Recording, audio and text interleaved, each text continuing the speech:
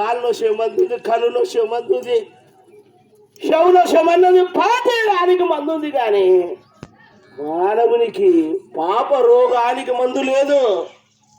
కనుక పాప రోగానికి మందు ఏంటండి? ప్రపంచంలో ఉన్న మెడికల్ షాపులల్లా తిరుగు, అయ్యా పాప రోగానికి మందు కావాలయ్యా, మేము పరలోకం చేరాలా ఏంటి చదువు ఎవడన్నా, వాడు ఎవడైనా సరే, ఏ కులానికి అందరూ ఎవడన్నా సరే ఎవడికి లేడు. అయితే ప్రభుని యేసుక్రీస్తు వారు ప్రేమతో ప్రయాసపడి భారమును మోస్తున్న సమస్త జనులారు నా దగ్గరికి నేను మీకు ఇస్తా అంటున్నాడు. ఏది? పాప రోగానికి మందు.